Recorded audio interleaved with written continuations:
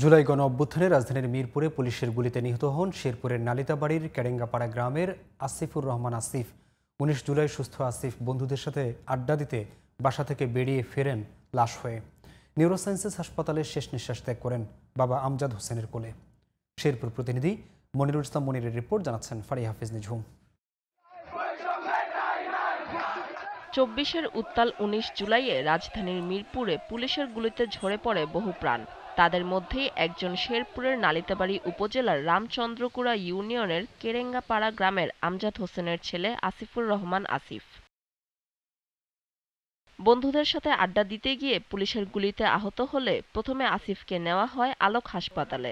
সেখান থেকে সোহরাওয়ার্দী হাসপাতালে নিয়ে নিউরোসায়েন্স হাসপাতালে গেলেও সুস্থ হয়ে ফেরা হয়নি তার। বাড়ি ফিরেন জুলাই অভ্যুত্থানে শেরপুরের প্রথম শহীদ হয়ে।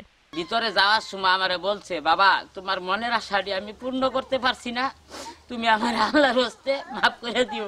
আর যদি একটা গুলি লেগে আমার বলার একটা হাত কাটা থাকতো, নগরে নগরে ভিক্ষা করে হলো তো খাওয়াইতাম।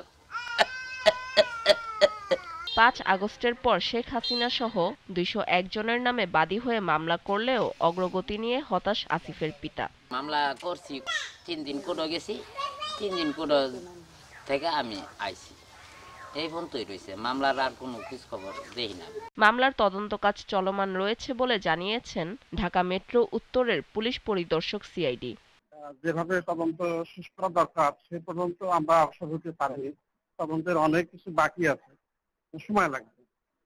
মামলাটা হলো তদন্তাধীন আছে। দ্রুত শহীদ আসিফ হত্যার তদন্ত কাজ শেষ হবে, ন্যায় বিচার পাবে তার পরিবার, এমনটাই প্রত্যাশা শহীদ পরিবারের। ফারিয়া হাফিজ নিঝুম, জিটিভি নিউজ।